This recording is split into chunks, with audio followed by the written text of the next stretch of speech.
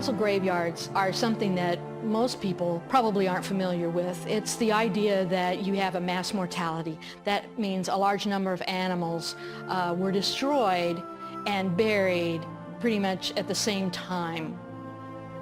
And probably the most popular of these types of deposits are the dinosaurs. But there are areas of concentration, which have always made me wonder. Let's look at what the sediments were doing. Maybe this is a low area and these things were being washed in and deposited in kind of little low areas and concentrated in that way by waters that were moving these bodies. We find things like this all over the globe. For example, there are layers in central Utah where there are brachiopods. Brachiopods are like clams. There are, I don't know, billions of these organisms that make up these layers. That's a fossil graveyard. It's unconscionably high count of fossils. I'm working on a bone bed in Wyoming right now where we have the remains of 10,000 or more dinosaurs. It certainly speaks of catastrophe. You don't get bone beds formed without catastrophes. We found out in our deposit at least that the bones are not as we would expect them to be if a bunch of animals had died over a period of time. Instead, the bones are all disarticulated and they're sorted according to the size. So we have big bones at the bottom and little bones on top. And the only way you could get that to happen is if you transported the whole mass of bones as a debris flow very rapidly into deeper water, and the bones sorted themselves as they traveled. If you take the Karoo Basin, I mean, it's massive. And the dinosaurs and the creatures are orientated in the direction of stream flow. And the modern thinking would be, well, it would have had to be in river basins where these creatures were deposited, stretching over virtually the entire continent. That's some river. It doesn't happen today. You have to imagine such a totally different world in the past.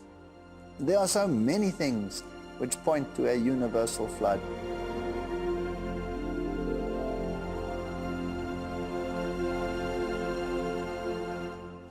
The violent forces of the flood washed thousands of animals into large areas where they later became fossilized. However, under different conditions, the same plant and animal debris turned into coal. Coal is masses of plant material that have been deposited in a unit, and they've been sort of compacted and changed chemically into coal. Coal deposits can be very extensive. They can be very thick, up to 1,000 feet thick for individual bed. We find it in these very flat seams that have usually very sharp tops and bottoms to them and so on, which is not the way plants normally grow. This looks transported, obviously water deposited. You find marine organisms in coal fields, which are terrestrial deposits. This belies any story that would contradict the biblical scenario. We find massive amounts of coal. We have, over in Wyoming, we have millions and millions of tons of coal. In Australia, we have millions and millions of tons of coal. In Europe, we have back in Pennsylvania and all these sorts of things. And they cover thousands of square miles. And you find the same kind of coal deposits, the same place in the geologic record, widespread in Europe, going over into Russia, and we could go on. The widespread distribution of these coal beds is global in nature, and irregardless of their location, these coal beds also appear in the same place in the geological column, which shows they were deposited at the same time. Therefore, logic necessitates the conclusion that the formation of these coal beds is the result of a water-based catastrophe that occurred globally about the same time. It's estimated that 2 to 3 feet of vegetation is required to form 1 foot of coal. Some coal beds are more than 100 feet thick, which would require more than 200 to 300 feet of vegetation while covering an area of tens of thousands of square miles. When scientists look at the amount of coal we have on Earth today, they realize there's no way all the vegetation on the planet could produce that amount of coal, and I agree. The difference is they believe the coal formed is millions of years worth of accumulated vegetation. But the Bible tells us that the earth before the flood was a lush green planet. It's not implausible to have this come from just the vegetation that existed just before the flood. Many scientists, for example, believe that the firmament in its construction allowed the Earth to be under a little over 2 atmospheres of pressure. And these 2 atmospheres of pressure would engender significant growth. Where we now see vast deserts, mountain ranges, and frozen continents, there was once before the flood fertile land and vast forests unlike anything now seen.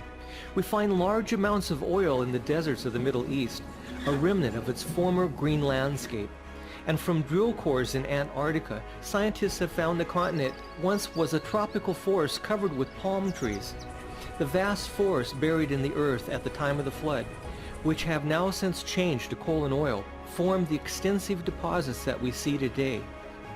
These evidences are among many that testify of God's love for man in the creation of a beautiful, lush, green planet, one that was destroyed by a global water-based catastrophe as recorded in the Bible.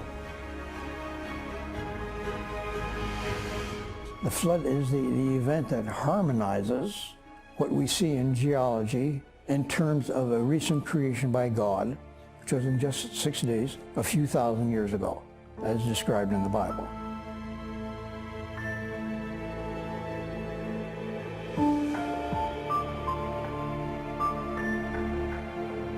There's so much evidence we cannot possibly investigate it in such a short time. But if we step back and look at the big picture, the earth itself is its own witness.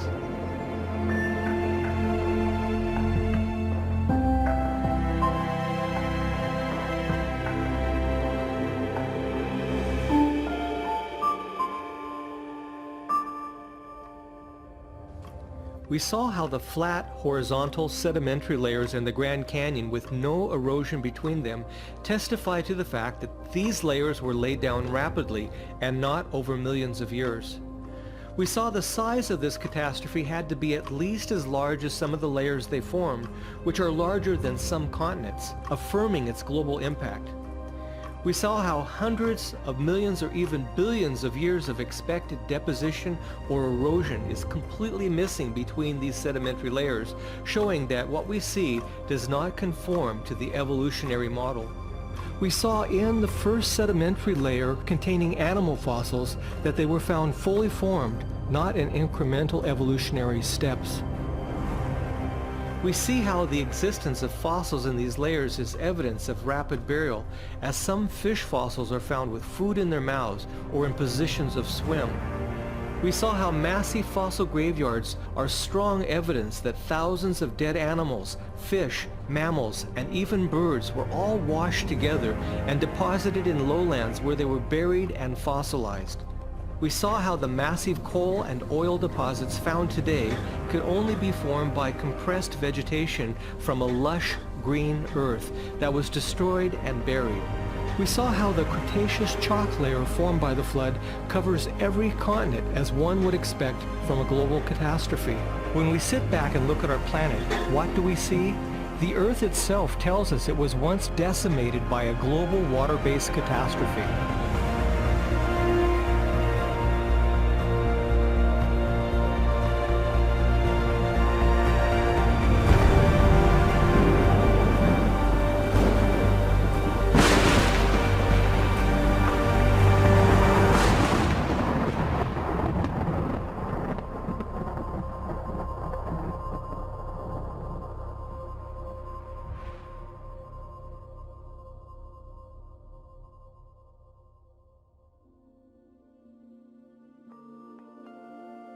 So why is it with a world full of evidence that the story of the flood as found in the Bible is rejected by some of the brightest minds in the scientific community in general?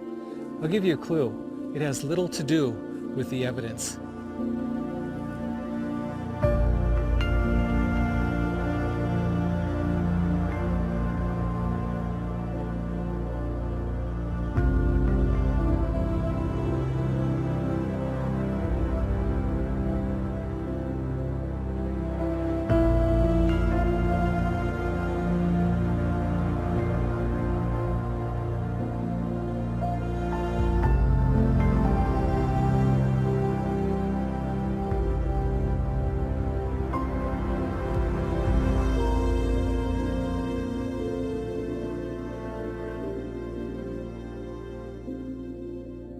The Bible gives us an explanation of history, that the earth and life were created perfect, and then it has changed because of sin. If that's true, why are so many scientists fully opposed to that point of view?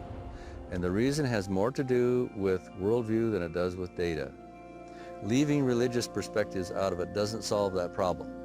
Bias is not a religious problem, it's a human problem. No matter what we profess, whether we say, I'm a Christian and I reject evolutionary biology, or I'm an evolutionist and I reject Christianity, or if I'm someplace in the middle muddling around here, nonetheless, everything that we do, everything that we see, everything we say and understand, our entire worldview, the way we formulate our concepts, our thoughts of what we see and know in the world around us, are inalterably or unavoidably affected by these two views.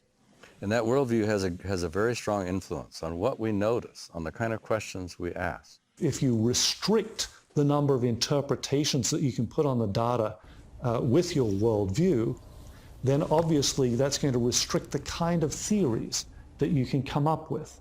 So, for example, if you're looking at the materialistic worldview and you're looking at these amazing molecular machines that I enjoy studying, or the information that's recorded in DNA, there are any number of theories that you come up with based on that data that you've collected.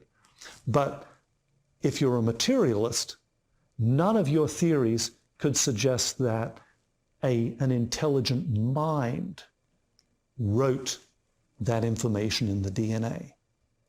That's a theory that's not allowed. Evolution belies the laws of physics. Everything moves from a higher to a lower grade. There's always a regression. There is never the reverse. That is the law of thermodynamics. And life defies the law of thermodynamics.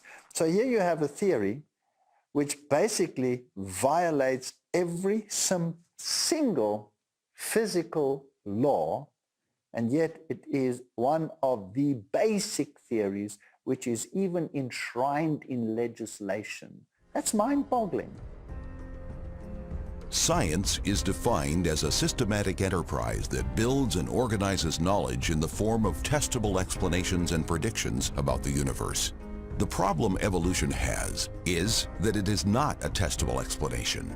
Evolution necessitates that in some way, somehow, something that is not alive could by itself create something that is alive. This mysterious event has not been observed anywhere in nature or in the laboratory, and therefore it does not pass the scientific method, so it cannot be established as scientific fact. All life consists of DNA, which is very complex, organized information. The reason why natural processes cannot and will never produce life is because natural processes do not create or organize information. Organization requires intelligence, and where we see evidence of organization, we see evidence of God. Therefore, the most supreme revelation the study of science and the natural world can ever grant mankind is a discovery of the existence of the supernatural. In spite of this, the pride of human bias and man's commitment to a godless worldview still influences our courts and educational institutions, which, to this day, mandate by law evolution be taught as an infallible fact. People have asked me a question about why is it that science seems to be becoming more and more confident in their commitment to a completely evolutionary origin of life. Is that because we've got more data? Well, no, it really isn't. It's because there's becoming increasing confidence, increasing commitment to a worldview. And I think part of that is because of the political battles over what's going to be taught in public schools. When they say that you have to teach that, then you are basically saying, in my personal opinion, that every teacher has to be a liar. Because he has to proclaim that which is a theory of modern science. When there are better theories to explain what we see, which are excluded If they were to put them both before the students as a matter of comparison and choice, that would be fair. But the way in which it is today belies comprehension. You don't talk about God in textbooks, science textbooks, scientific articles, and so on. God is out of the picture. But what if God exists? This is no way to find truth. So that's how a worldview can constrict things. One of the things that I really appreciate about the biblical worldview that Christians embrace is that it's liberating. We can't say that all reality is only what I can see mechanistically and so on. There's nothing that tells us that that's all to reality. I prefer a broader approach. Well, let's include God in the possibilities, sure, and look at the scientific data. And the scientific data tends to point us towards God. When you say, well, no, I'm not going to get involved with religion or the Bible because that's not science, I think you're being unnecessarily restrictive, and you are eliminating the possibility of you investigating that which might be true.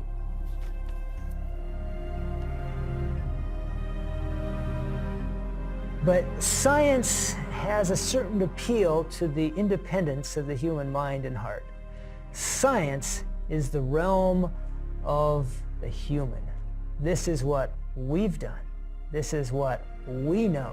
Whereas religion, faith, Christianity, that's the realm of God. I think the main impediment to accepting the biblical account of origins is the consequences of accepting it.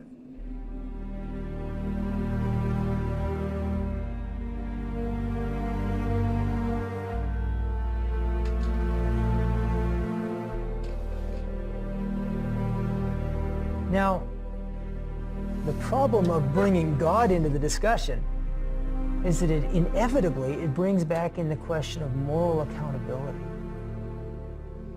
And to say that there is morality in an evolutionary paradigm is to fool yourself. You can't have a supreme being and lower beings without defining that relationship somehow. And intuitively, we recognize that that's a moral law.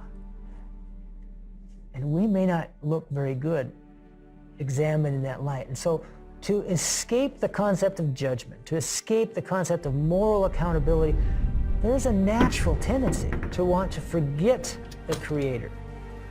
And consequently, things like the story of the flood, the evidences that are still visible on the earth, these are things that maybe subconsciously at times we're pretty happy to find an alternative explanation. We're comfortable moving away from the idea of moral accountability. Eliminating moral accountability meant rewriting the history of the world, and this is exactly what happened. A new worldview was adopted, in particular a worldview that did not include the history of the flood, thus trying to eliminate God's judgment and therefore any moral accountability. But how could such a dramatically different worldview catch on? Well, the perfect opportunity arose towards the end of the Dark Ages.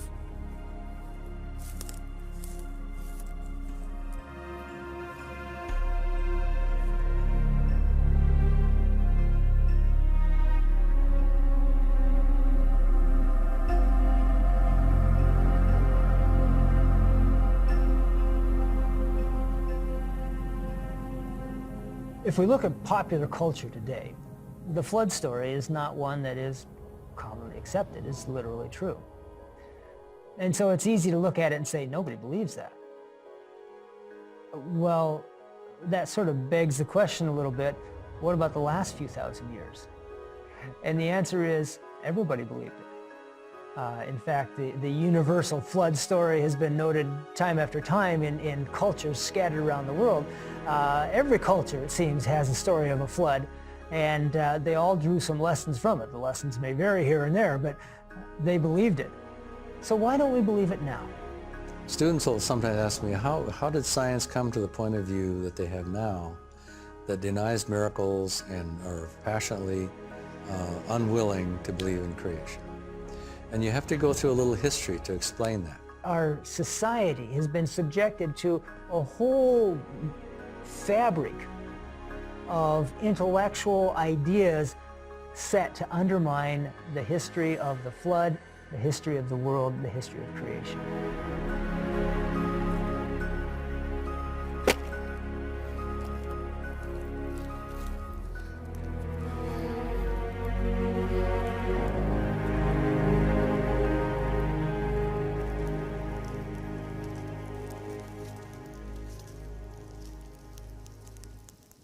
The entire surface of the Earth had been changed by a water-based catastrophe, and this overwhelming evidence can't be erased or removed, so in the minds of those that rejected the flood story, it needed to be reinterpreted.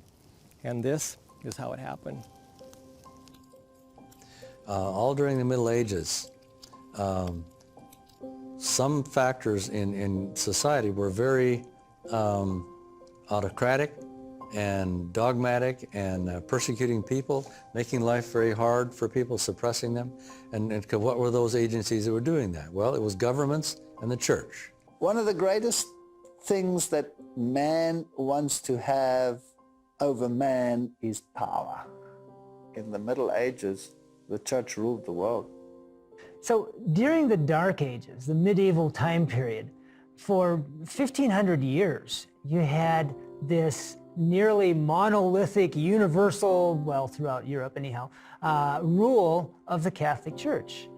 One of the arenas of conflict in the developing new freedom of thought with the existing structures of the Catholic Church over the last 1,500 years was, of course, the area of science. And the stories are fairly well known of all these scientists, from Galileo to Newton to Copernicus to Francis Bacon, who came into conflict with the church. Probably Galileo is the one that is most famous. He promoted the heliocentric, or the sun at the center and all the little planets going around. But the church didn't like that for a variety of philosophical reasons. To have the earth at the center was important philosophically. That was a mark of the perfection of God's creation, and to have the idea kicked around that the earth wasn't where we thought it was, and that these other planets weren't going in perfect circles, that wasn't popular. So Galileo was called up by the Inquisition, placed under house arrest, threatened with serious punishment, possibly death. We use that story now, unfortunately, many times to create an unworkable antagonism between Christianity and science. And that's not what ought to be learned from that lesson, because when we look at the teachings of the church through the Dark Ages, in many cases, it's not what the Bible says. The world had been subjected to a very rigid religious thinking. And anything that was slightly out of that tight box was regarded as contra truth, contra God, contra Bible, and had to be eradicated by force and by inquisition and by death penalty. And you came finally to a point in history where the people were tired of that. They were weary of it. The church was losing its credibility because of that, because of the way they had treated people. The people were tired of the way governments had treated them. And this led to a movement among scholars to move away from authority, from any of these autocratic agencies. And the view of God was one of this wrathful deity who was lurking in the woods, just waiting for the transgressor to put a foot wrong. And the kings ruled not of love but out of greed, controlled not out of love but out of fear, including the church. In seeing the abuse of power that had prevailed over Europe, they utterly rejected the Catholic Church. which of course in their mind meant that they utterly rejected Christianity. And so that gave rise to a more atheistic-minded society. And the mindset of man says, well, what was the restricting force? The restricting force to any mind expansion was God. And therefore, let's get rid of him. Let's get rid of God so that we can grow intellectually. And that's what they did in the French Revolution. Instead of holding the masses in blind submission to her dogmas, Rome's work resulted in making them infidels and revolutionists. They regarded her greed and cruelty as the fruit of the Bible, and they would have none of it. Rome had misrepresented the character of God, and now men rejected both the Bible and its author. This led to the French Revolution and ultimately the complete removal of the church's power it had maintained over the people for more than 1,000 years. In the French National Assembly, the mob of revolutionaries declared only reason should be worshipped. They revealed a beautiful woman adorned in blue drapery and proclaimed her the goddess of reason. And they enshrined the goddess of reason. And reason took the place of faith in God. They carried this woman on a car to Notre Dame, destroyed the church, and preached atheism to the masses inside the church every week. The French people responded to the many centuries of Roman Catholic oppression and persecution by establishing a new form of government. Instead of a nation with a Christian worldview, howbeit perverted and ruled by the Catholic Church at the time, a society was formed with an atheistic worldview, absent of any Christian influence. And this was called the Age of Enlightenment. They didn't want to have anything else to do with God. They saw that God was tyrannical. People were forced to believe. And so now, let's remove God from the equation altogether. And that's what happened in the French Revolution. We moved from a God-centered environment to a reason-based environment. Atheism arose, tremendously in France. Look what happened in France.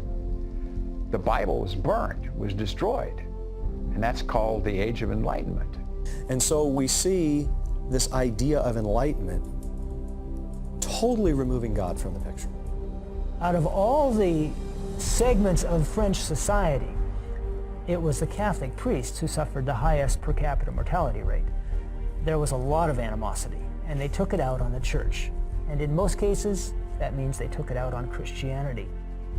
In an effort to defend science and reason as the new ideals for society, the atheistic endeavor went about to de-Christianize France in what became known as the Reign of Terror. Priests were imprisoned or executed. Churches and religious monuments were vandalized or destroyed. The word saint was removed from street signs. The worship of a deity was forbidden. Bibles were burned publicly, and the rallying cry of the French infidels was "Crush the wretch," referring to Christ in the form of his church. Christians became the objects of public hatred. Many were shot dead while on their knees in prayer, and their bodies left where they fell at their places of worship. In the forests where Christians gathered, bodies hung from trees and scattered the ground everywhere. All this was the result of the atheistic movement called the Great Enlightenment. And those who thought to dethrone the Catholic Church for centuries of torture and bloodshed were now themselves guilty of the same crimes. The culminating events coming out of the Enlightenment and then up to the French Revolution, which seemed to indicate the death of Christianity. All this was as Satan would have it. His policy is deception, and his purpose is to bring wretchedness upon men, to deface the workmanship of God, to mar the divine purpose of love, and to thus cause grief in heaven. Then, by his deceptive arts, he leads men to throw the blame on God, as if all this misery were the result of the Creator's plan. When the people found Romanism to be a deception, he urged them to regard all religion as a cheat, and the Bible as a fable. The papacy looked like it was going to die. Society was freed to consider a different alternative, let's put it that way. This Age of Enlightenment, this free thinking, actually was the beginning of what I would call modern science. This movement away from authority, really, we think of it in terms of the period of time called the Enlightenment. You don't have this bridle on you, and you can begin to explore, and you can begin to look, and you can begin to use human reason. People were, in fact, moving away from their confidence in governments and in the church and wanting to think for themselves and bring out more human freedom. And this freedom went many different directions, including moving away from belief in God. If it hadn't been for the French Revolution and the mindset that God is not involved in the process, reason takes the place of God, then there wouldn't have been a fertile soil for the development of evolutionary thinking. The new generation, if you wish, of earth science individuals, most notably Lyell and Darwin, came to the fore in the 1800s. Charles Lyell was a geologist who for the first time introduced the concept of long periods of time in the development of geological features, and then he wrote this work, The Principles of Geology. These geological views Lyell espoused in his book became known as uniformitarianism. Uniformitarianism is the belief that things as they unfold and happen today were no different from what they were in the past. So if something takes a very long time to develop today, it must have taken a very long time in the past. Uniformitarianism is the basis for believing in the millions of years of time so critical to the theory of evolution. The widespread acceptance of the principle behind uniformitarianism was foretold in the Bible to be one of the prevailing reasons why people at the end of time would deny both creation and the global flood. There shall come a time in the last days, scoffers, walking after their own lusts, and saying, "Where is the promise of his coming? For since the fathers fell asleep, all things continue as they were from the beginning of the creation." This is what uniformitarianism teaches, that all things have continued at the same rate since the beginning.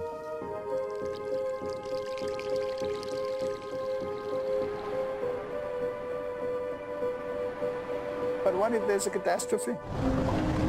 What if you have a major storm and all of the material that uniformitarianism said would eventually disappear just like that? And that's what we see.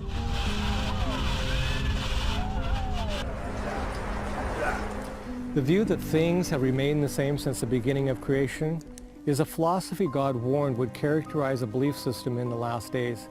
And this mindset, we're told, would lead people to be willingly ignorant of the fact that the world that then was, being overflowed with water, perished.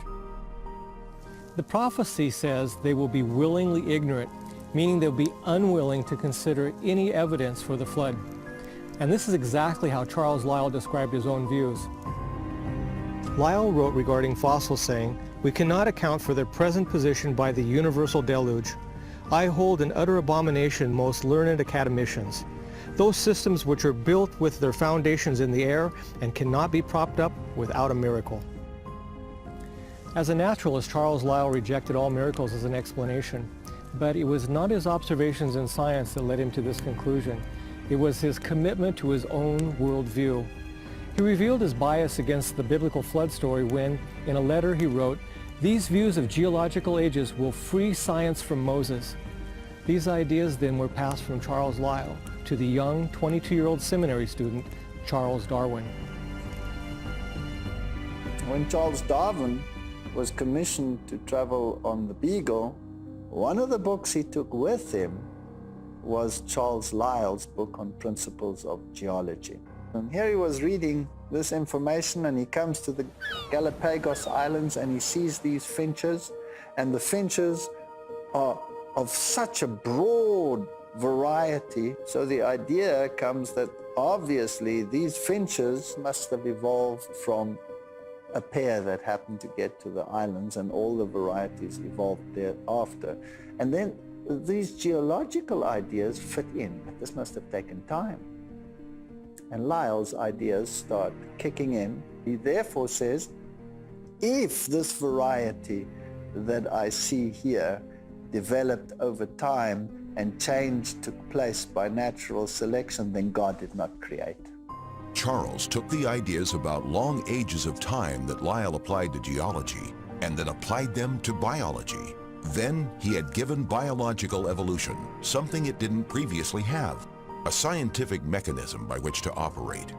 Darwin came up with the new theory, the natural selection, and that was kind of the magic bullet of the day. That's what gave plausibility that now we've found a mechanism that can account for this change over long periods of time. Darwin later became close friends with Lyell, and it's been said by some that he was the most influential person in Darwin's life. Darwin commented on Lyell's view about the flood and said, Lyell is most firmly convinced that he has shaken the faith in the deluge far more efficiently by never having said a word against the Bible than if he had acted otherwise. In the middle of the 19th century, things started changing. Towards the end of that century, the scientific community started excluding God from its interpretations. Now, God has been expelled from the explanatory menu of the scientific community.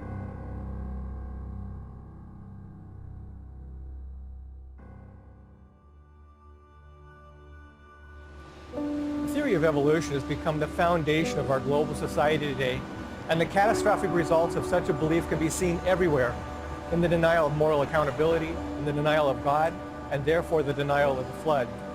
But perhaps more than any other belief, evolution has pushed our society closer to the magnitude of the wickedness that existed in the days of Noah. And God saw that the wickedness of man was great in the earth, and that every imagination of the thoughts of his heart was only evil continually. Wickedness and evil is how God defined the thoughts of man before the flood. This is all the more applicable to us when we consider what the Bible has to say about the thoughts of the wicked. The wicked, through the pride of his countenance, will not seek after God. God is not in all his thoughts. And the Bible says that God is not in all his thoughts. What is really being said is God is not in any of his thoughts. The wickedness that was great in the earth in the days of Noah was a godless society that did not seek after him nor think of him. With this in mind, we can see a direct fulfillment in Jesus' prophecy that as it was in the days of Noah, so shall it also be in the days of the coming of the Son of Man. Take it home for the touchdown!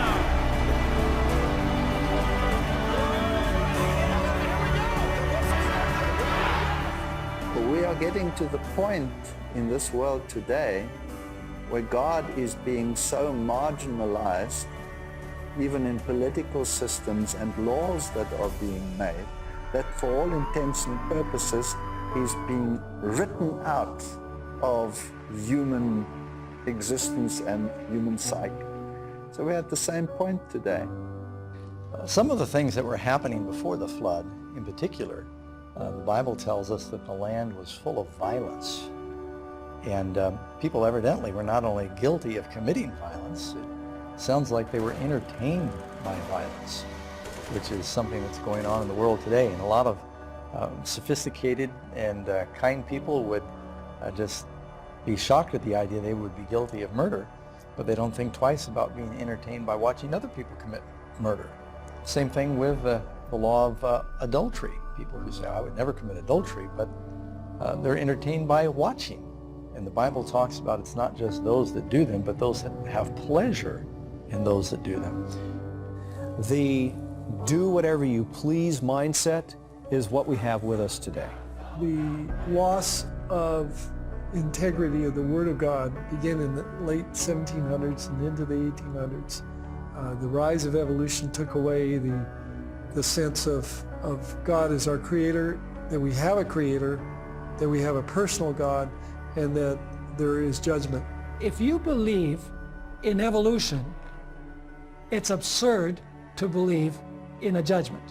But if we do not believe that God had the flood in the beginning, why am I going to believe that he's going to destroy the world by fire? Doesn't make sense. So if I can get you to deny the flood, then basically I've got a leg up on you in denying the eternal destruction of the world as we know it. As our global culture moves away from the idea of moral absolutes and our culture shuns the need for a standard of morality, we see suffering, crime, and misery increasing proportionally until life itself is not respected.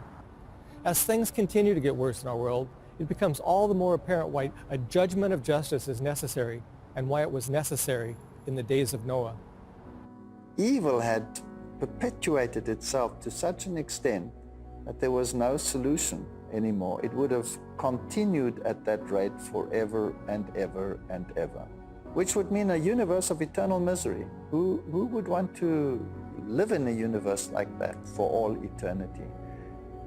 If you look at parents at their children's graves and the agony and the pain that is associated with that, there must be a judgment. And so God set a limit. And before all mankind should have been engulfed in this, and no witness remain to the love of God and the original intent of creation, to live in peace and harmony and love together with God, then there would have been nothing left to continue the story about the love of God. So God had to intervene. God is loving, God is patient, but as he told Moses, while he is long-suffering and abounding in forgiveness and mercy, he will by no means clear the guilty, that there is a time of judgment. And the Lord said, My spirit shall not always strive with man, for that he also is flesh, yet his days shall be 120 years. It tells us that there were 120 years of warning and pleading. Judgment does not come out of the blue, although those who have chosen to ignore all the warnings for 120 years in Noah's case may think it did. Judgment is always has been tempered with mercy, but mercy does not make judgment avoidable. There comes a time when the rain will fall. And he destroyed this world with a flood.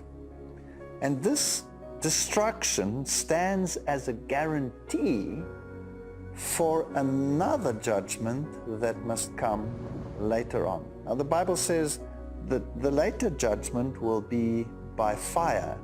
It will not come by flood again. There might be intermittent floods, but the final judgment will come by fire. Whereby the world that then was, being overflowed with water, perished, but the heavens and the earth, which are now, by the same word are kept in store, reserved unto fire against the day of judgment and perdition of ungodly men. The world was baptized by water in the days of Noah. 2 Peter 3 says it will be baptized by fire when the Lord returns. And then he's going to make a new heaven and a new earth. So the earth is born again, you might say, after it goes through this water baptism from Noah's time, but he protected Noah and his family. It's going to be baptized with fire at the second coming, but he will once again protect his people. So the same message that we have here in the Genesis account must be preached at the end of time as well.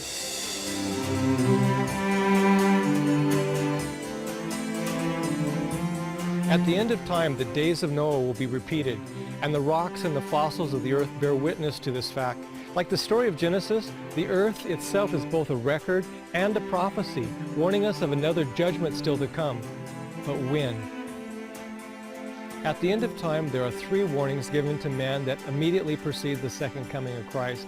These warnings are given by 3 angels and have become known as the 3 angels' messages. In the days of Noah, when the message of judgment was being given, was the world's first judgment hour. And now, at the end of time, the first angel's message echoes Noah's warning by announcing the hour of his judgment is come. In part 2 of the Days of Noah, we will investigate these messages and even discover the very year when this Judgment Hour announcement is made and when the days of Noah for the last generation will begin.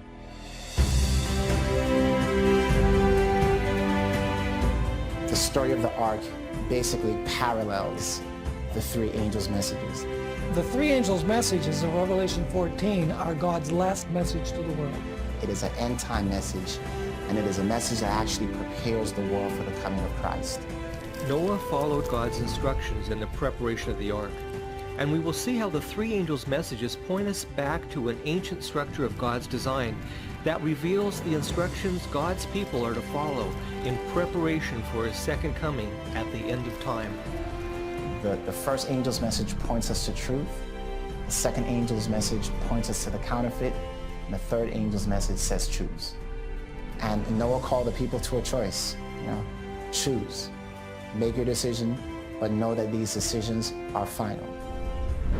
An hour of judgment is coming.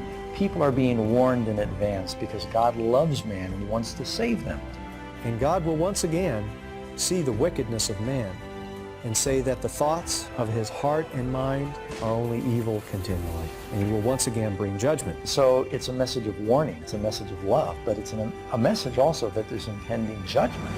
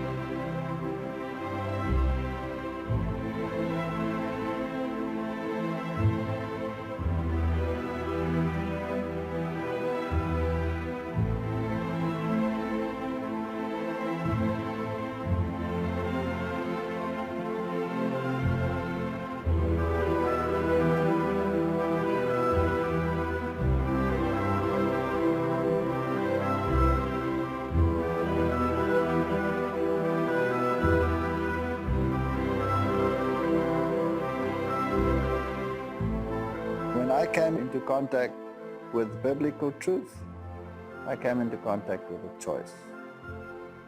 I was an atheist, and prophecy told me there was a God. So I've had to make choices, and choices cost you.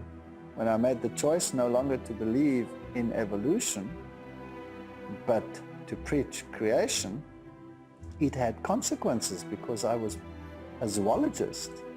And I was in a secular university in a zoology department. So the consequence was that I resigned, no longer willing to compromise that which I now believe for the sake of financial gain.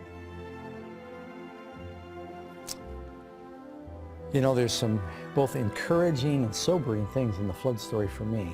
One is that you can't wait until a message is popular. If it's the truth, you need to embrace it no matter what everyone else in the world does. Someone once said that a dumb idea is still a dumb idea even if 1 million people believe it. And even though Noah was in the minority, it's clear today he was right. And God is looking for people who will stand up even though the truth is not popular. My Christian faith is not dependent on my science, yet one can't help wondering if the two shouldn't coincide. If God is the author of both, then why shouldn't the natural world coincide with the biblical account? I'm looking to see if we can't do good science and make breakthroughs in our understanding of the world around us by using the Bible as a starting point. So it has encouraged me. It has certainly developed confidence in God's Word, and for that I'm grateful.